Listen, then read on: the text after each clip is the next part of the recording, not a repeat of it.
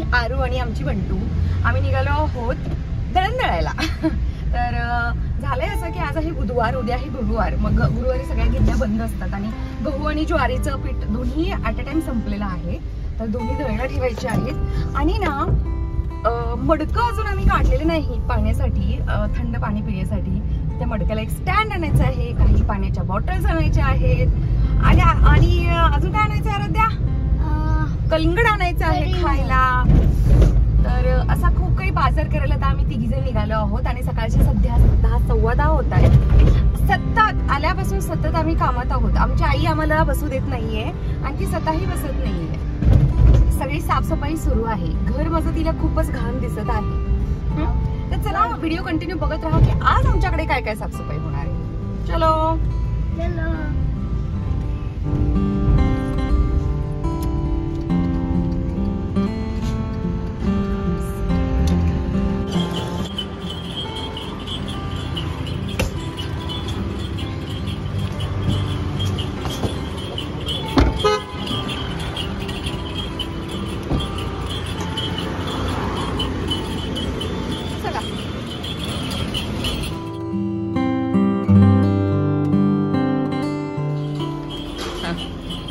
कितने बजे आऊँ भैया? गेहूं और ज्वारी दोनों है. कितने बजे आना है?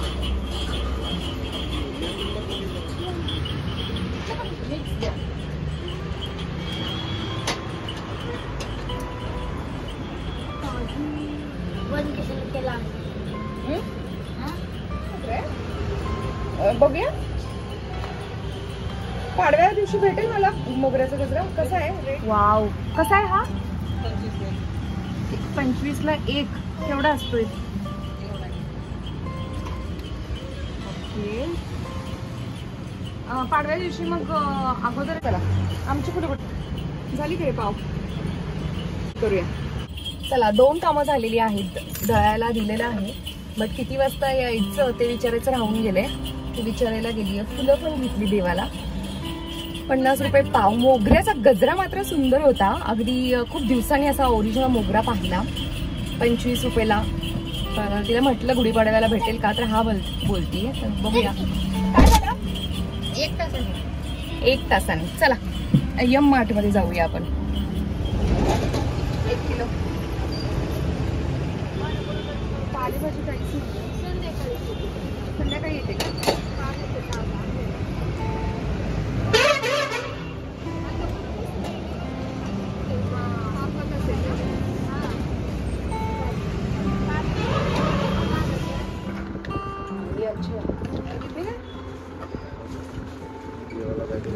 दळण दळायला ठेवले आणि त्यानंतर देवासाठी फुलं घेतली. आणि आत्ता आली आहे मी आमच्या एरियात असणाऱ्या एम होममध्ये. आणि इथलं जे काही भांड्यांचं कलेक्शन आहे ते मला खूप आवडतं. खूप सुंदर सुंदर आहेत यांच्याकडे कलेक्शन्स. मला वॉटर बॉटल घ्यायच्या होत्या आणि थोड्या चांगल्या क्वालिटीच्या बघत होते मी. तर या सेलो कंपनीच्या बॉटल्स आहेत ज्या 197 समथिंग काहीतरी ते मला सांगतायत 1 बॉटलसाठी. तर बघूया आता कशा पद्धतीने ते देत आहेत. ॲटलिस्ट मला मिनिमम 3 बॉटल्स हव्या आहेत. व्हाईट अँड पर्पल वेगळ्या वेगळ्या घ्यायच्या.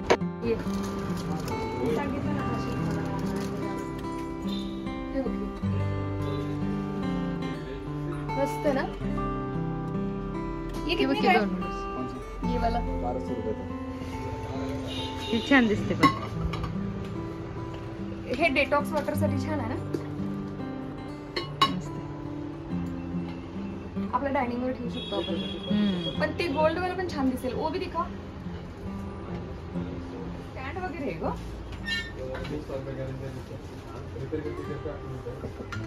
ये प्लास्टिक ही है ना? वो प्लास्टिक है. बट इसका कलर जाएगा. कुछ नहीं होगा. काम नहीं घिसने का. बाकी तो वो पॉलिसी रहता है. लेकिन इसका स्टैंड अच्छा लगा मुझे. ये तो बॉटल की जैसा ही लग रहा है. रेट क्या डिफरेंस है? ये कितने का, ये कितने का है? 1400 का है वो वाला. 1200 रुपये. 1200 रुपये का मिलेगा कितने? 1500 MRP उसका. डिस्काउंट करके आपको पड़ेगा 1200 में. लास्ट 1200. ये वाला रहता है आपको कंपनी का है. 200 रुपयाचा फरक आहे. हे 1400ला पडतंय आणि हे 1200ला पडतंय. पण दिसायला सुंदर कोणतं दिसतं म्हणता हे वाला ना. हे स्टँड मुळे भाव पण जाते जरा. ये कंपनी भी है ना आइलेक्स. ये कंपनी का नहीं है क्या? वो चाइना का है. चाइना का है. ये कौन सी कंपनी का? ये आइलेक्स कंपनी. आइलेक्स प्युअर ग्रासचे 1300-1400चं आहे. हे कमी करून 1200 देत आहेत आणि एकदम हेवी आहे. मस्त आहे ना. कंट्रोल होत नाही हे बघून. मी नाही घेणार आहे.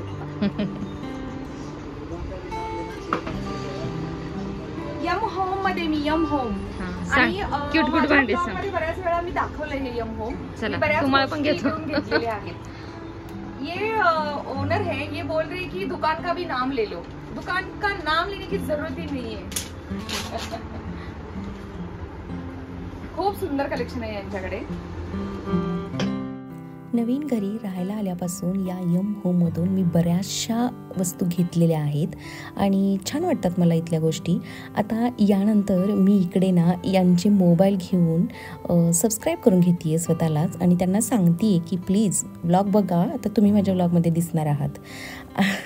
आणखी एक की जे काही मी डिटॉक्स वॉटरसाठी बघत होते बॉटल्स त्या मी नाही घेतल्या कारण ते बोलले की नवीन येणार आहेत लवकरच. आम्ही ना आता शॉपिंग करून आलो आणि ही जी बॉटल आहे सेलोची म्हणता ही 1 लिटरच आहे का मोठी आहे? आय थिंक ही 1 लिटरचीच आहे. आणि ही छोटी आराध्याची दाखवते. आराध्या इकडे उभी आहे. तर ही 70 रुपीजला मिळाली.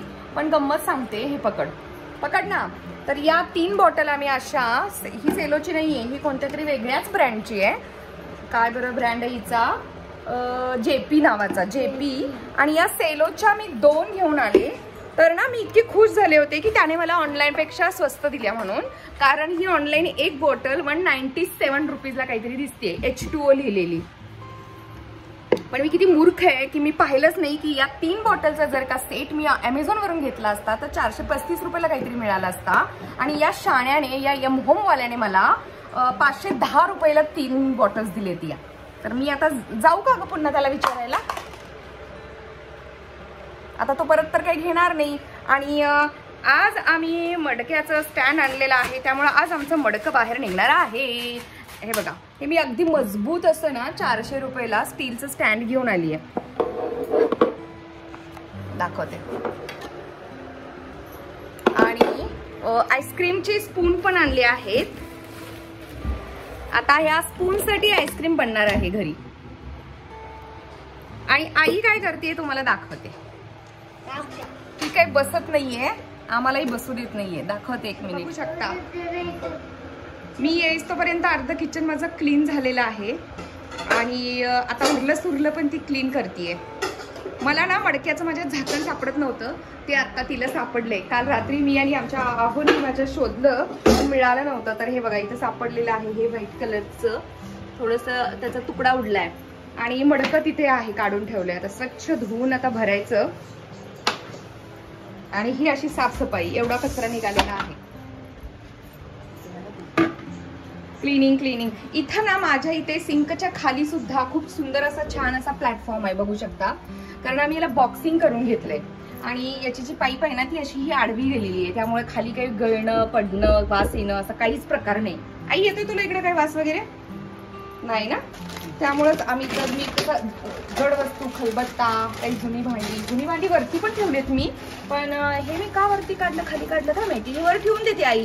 तिथं जागा होईल. ते दे ते आहे ना ते वरती ठेवून देते मी पोटावर. इथं वरती खूप जागा आहे. म्हणजे तिथे जागा होईल ग वेगळं काही ठेवायला आपल्याला. दे. हे मी वरतीच ठेवलं होतं पण हे पुन्हा मी खाली काढलं. हा मेहंदीचा आहे ना हे. हा तर हे असं बॉक्सिंग केल्यामुळे ना हे बघा असं इथं बॉक्सिंग केले. असा उंच केलेला आहे थोडासा ओटा. थोडासा.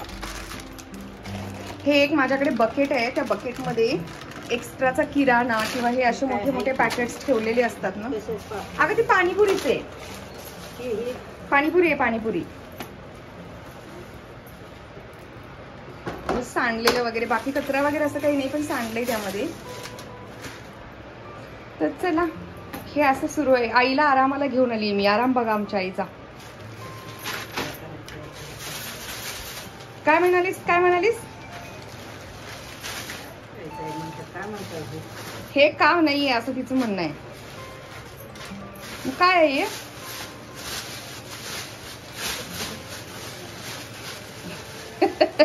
कॅमेरा समोर बोलायचं नाही आमच्या आईने ठरवले. आईने ठरवले अजिबात युट्यूब मध्ये बोलायचं नाही.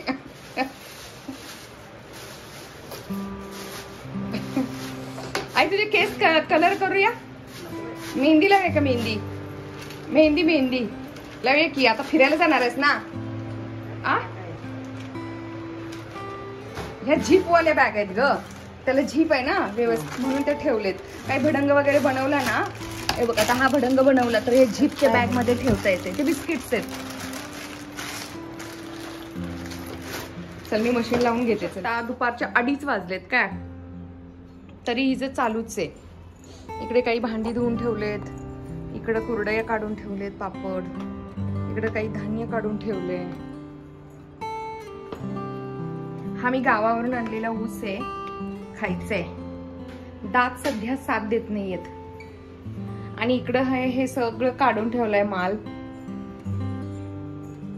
आणि आता अजून इकडं काहीतरी घासाघासी चालली आहे. आता काय घासतीस? निरंजन. एक निरंजन राहिलं होतं काल मी सगळे देव घासले होते, त्यामध्ये हे राहिलं होतं.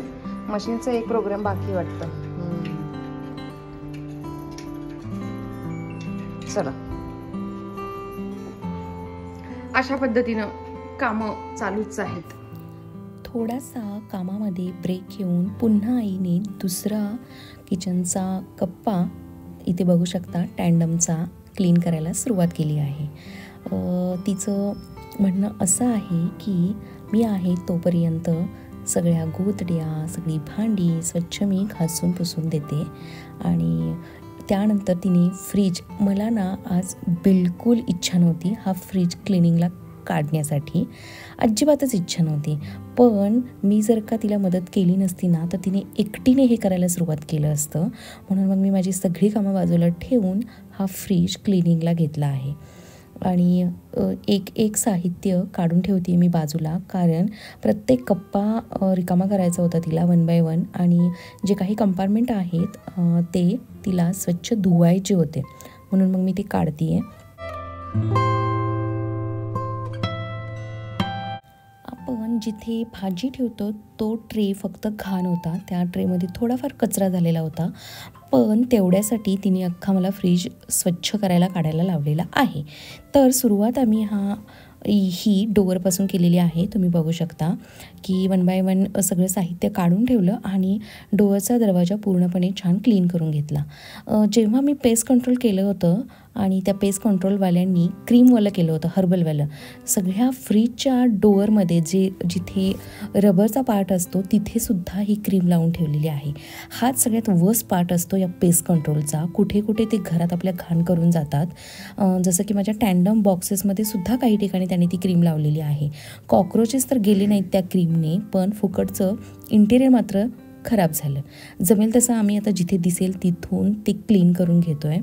तर बघू शकता अशा पद्धतीने साईडचा फक्त डोअर क्लीन करून झाला आहे आत्ता. आणि मी पूर्ण बाहेरून आता क्लीन करून घेते आहे फ्रीज. फ्रीज क्लीन करण्यासाठी मी इकडे मायक्रोफायबर टॉवेलच यूज करते आहे. तुम्ही बघू शकता एकदा soft detergent, liquid detergent use करून मी पूर्णपणे हे क्लीन करून घेतलं आहे. कोलिनने पण मी स्वच्छ करते, पण यावेळेला मी सॉफ्ट लिक्विड डिटर्जंट वापरला आहे आणि त्याने क्लीन केलं आहे. काही जणी विनेगर वगैरे सुद्धा यूज करतात. तर मेथड कोणतीही असू द्या, स्वच्छ निघणं किंवा स्वच्छ असणं जास्त महत्त्वाचं आहे. आणि या मायक्रोफायबर टॉवेलचा इतका मल्टिपल यूज होतो घरात. तसे तर हे फ्रीज क्लिनिंगचं काम खूप वेळा माझ्याकडून प्रोकास्टिनेट करण्यात आलं आहे. सबकॉन्शियस माइंडमध्ये सतत आपल्या चालू असतं की आपल्याला हे काम करायचं आहे, ते करायचं आहे, पण ॲक्च्युअलमध्ये ते काम सतत पुढं ढकललं जातं, म्हणजेच प्रोकास्टिनेट केलं जातं. तुमच्याकडून असं होतं का? कोणत्या कामाबाबतीत असं होतं हे मला नक्की कमेंट करून कळवा. माझ्या बाबतीत तर हे सर्रास होत असतं. मला माहिती असतं की या गोष्टी करायच्या आहेत, पण ॲक्च्युअलमध्ये त्या गोष्टींना, त्या कामांना हात घातला जात नाही, ते काम सतत पुढं ढकललं जातं. तर आता इथे बघू शकता की हे तिने स्वच्छ घासून घेतलं आहे आणि सॉफ्ट कॉटनचा कपडा घेऊन पुसून देते ती. मी वस्तू खाली केल्या फ्रीजमधून, साईडचा डोअर क्लीन करून घेतला, आतून मी सगळा फ्रीज क्लीन करून घेतला आणि तिने या फ्रीजचे सगळे हे जे काही कंपार्टमेंट्स आहेत ते मला स्वच्छ घासून दिले आणि कॉटनच्या कपड्याने पुसूनसुद्धा दिले. मी फ्रीजमध्ये मॅट यूज केला आहे. अँटी स्किडवाला जे मॅट असतं, जे मी टँडम बॉक्समध्ये सुद्धा वापरले आहेत, तेच मी फ्रीजमध्ये सुद्धा वापरले आहेत.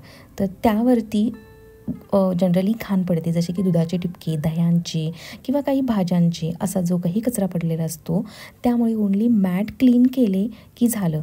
फ्रीजमधले ओरिजिनल पार्टिशन जे असतात त्यांना क्लीन करण्यासाठी मग जास्त मेहनत नाही घ्यावी लागत, असा हा यूज होतो मॅटचा. तर पूर्वी मी जुन्या फ्रीजमध्ये हे मॅट यूज करत नव्हते, पण हा जेव्हा नवीन फ्रीज घेतला तेव्हा मी आवर्जून मॅट मागवले होते आणि याचा मला खरंच खूप फायदा देखील झालेला आहे. फ्रीज दिसायलाही व्यवस्थित दिसतो, छान ऑर्गनाइज्ड वाटतो आणि क्लिनिंगलाही खूप इझी जातं. माझा जो काही लॉस झाला होता तो आहोंनी भरून काढला आहे. मी त्यांना आल्या आल्या ऑफिसमधून पाठवलं बिल घेऊन, तर बॉटलमधून मला 60 रुपये त्यांनी परत दिले. जसं की मी तुम्हाला बोलले होते की ते ऑनलाईन स्वस्त होत्या बॉटल आणि मला यांनी महाग दिल्या होत्या. आणि स्टँड ना होत नव्हतं पुरेसं, छोटं पडत होतं, तर स्टँड सुद्धा चेंज करून आणलं गेलंय. तर आता उन्हाळा संपला की मी हे स्टँड माझ्या प्लांटरसाठी यूज करणार. हे मडकं घेऊन मला ना भरपूर, म्हणजे जवळपास 4-5 वर्ष झाली असतील तेव्हाचं हे मडकं आहे. बरं झालं हे उंचवाला घेतलंय, म्हणजे मला इथून खालून व्यवस्थित ओटा सुद्धा क्लीन करता येईल. माझा स्वयंपाक चालू आहे. भाकरी झालेल्या आहेत, डाळीला फोडणी द्यायची, मेथीची भाजीला फोडणी द्यायची. इकडे आई भाजी निवडत बसलीये. दिवसभर काम करते, तिच्याबरोबर काम करून करून मी थकलेली आहे. आणि फायनली फ्रीज माझा एकदम चकाचक झालेला आहे. मातोश्रींची कृपा. खूप दिवसाचं पेंडिंग काम होतं हे. अशा प्रकारे दिवसभरात खूप काही कामं झालेली आहेत. शॉपिंग झाली, दळणं झाली, आईने किचनची सुद्धा सफाई केली आणि फ्रीजची सुद्धा सफाई झालेली आहे. एका माझ्या मैत्रिणीची कमेंट होती की ताई, रोज एकदा तुझं देवघर दाखवत जा, खूप छान वाटतं ते बघायला. तर चला, आजचा व्हिडिओ मी याच नोटवरती इकडंच एंड करते. पुन्हा भेटू लवकरच एका नवीन व्हिडिओमध्ये. तोपर्यंत छान मस्त मजेत राहा. व्हिडिओ आवडला असेल तर व्हिडिओला लाईक, शेअर आणि सबस्क्राईब नक्की करा.